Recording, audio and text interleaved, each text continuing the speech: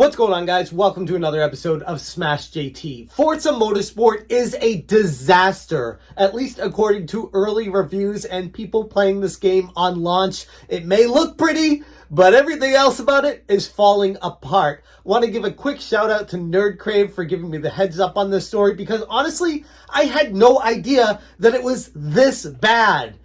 It's horrendous.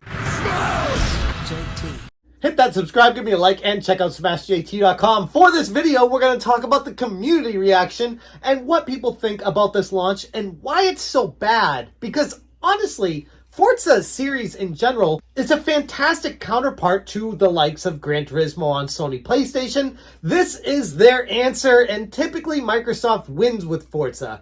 Not this time, at least not at launch. Forza Motorsport is a disaster. Microsoft's latest entry in the esteemed Forza franchise has faced a slew of backlash following its wide release yesterday. Typically, this is a celebrated game for its realism, smooth gameplay, and captivating graphics. The newest installment appears to be a far cry from its predecessors. Sure, the graphics look great, but the gameplay, and especially frames per second, are atrocious, no matter how good your computer is. Several players and reviewers have reported glaring issues with the game's performance and graphics, dubbing it an unmitigated disaster.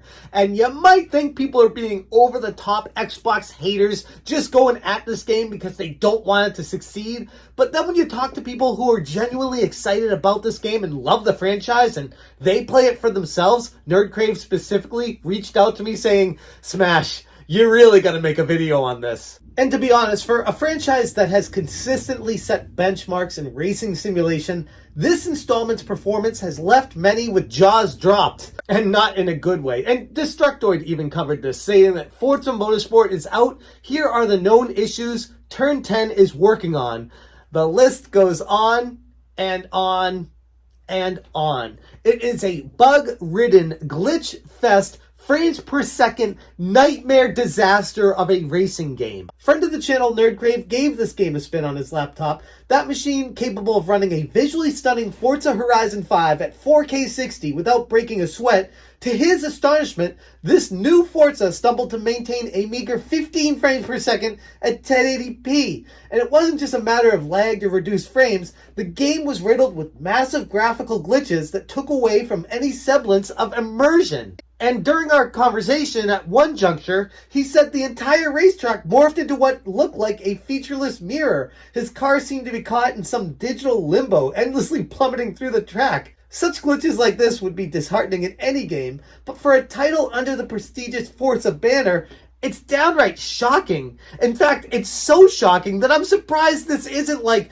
headline news that everyone's talking about. Forza's the game that everyone looks forward to playing as far as the flagship racing game on an Xbox platform. According to Destructoid, some of the most egregious examples include matchmaking individuals are matched using the incorrect values, lowest safety ranking and highest skill ranking instead of average safety rating and skill rating.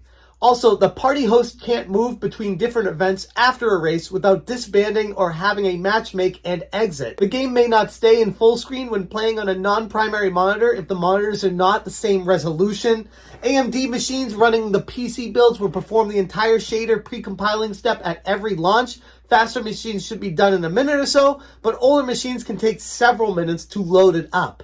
And playing offline due to not being able to connect to the Forza servers may result in an endless login retry loop. And we all know how much we all love playing games that require you to play them online for them to function properly. It's not great. This is not great. I mean, if anything, this is pointing to another one of those, why do you make us connect to online just to play your game? Let it be played offline as well. What is the deal with all these gaming companies moving everything to online only, when especially it's not even perfected? Those things that I just mentioned are known issues by developer Turn 10 that are currently working on, in addition to a slew of others that I didn't even bother mentioning here. The list is extremely long.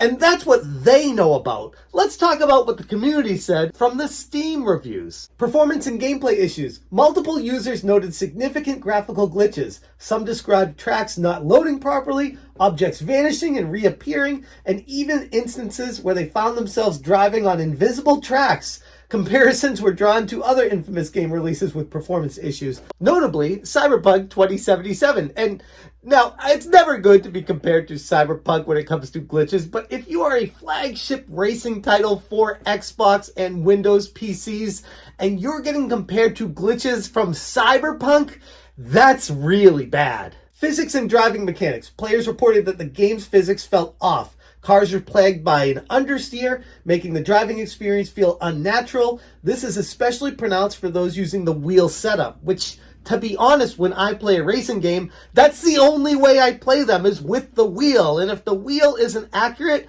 the whole game is broken. This doesn't even get at the AI behavior. AI drivers in the game are described as aggressive to the point of recklessness, with some users expressing frustration at being bodied by AI drivers during turns. And while it might feel like in comparison with Gran Turismo, AI drivers are a little bit underwhelming and super safe, with this game, it's the complete opposite. The AI drivers are extremely aggressive against you. This feels like Twisted Metal. They had issues with the game systems as well. The car upgrade system, new progression system requiring players to level up individual cars to modify them, receiving very mixed reactions. Some understood its intention to prolong game engagement. Others felt like it was a tedious departure from what made previous Forza games so much more enjoyable. The game also introduces a penalty system to deter unsportsmanlike conduct during races. However, it's been described as inconsistently applied, with innocent parties receiving penalties while actual culprits go unpunished. And the AI seems to get away with everything, and that doesn't seem very fair either. And the career mode, which in comparison to previous titles was found lacking in substance and has been compared unfavorably to the Call of Duty trend of underwhelming single-player experiences. It's almost like some of these game companies see the other game companies making this subscription model and making this annual process to make more money work, and they're like, oh, we have to do what they're doing to make our game do the same thing so that we make as much money as they're making. And it may not work when you apply it uniformly across the board to different genres, but it seems a little bit egregiously greedy if you start doing it to a game that was successful previously without needing that stuff and adding it into a game like Forza Motorsport afterwards. Now, it's not all bad. Let's balance this off a little bit. The graphics, despite the glitches, some players acknowledge the game's graphical achievements, noting detailed tracks and impressive particle effects. Something Forza has always been known for is the incredible graphics on the cars. But if that's all it is, then it's just looking at moving pictures. If the game doesn't play very well, what's the point of playing it in the first place? Regarding the monetization and release strategy concerns, it felt like an incomplete game. Sentiment shared by many reviewers is longing for the days when the games were shipped complete, without additional content, locked behind paywalls. That sounds a little bit familiar. And here we go again with Forza Motorsport, now removing features and adding them back in later on for people to pay for them.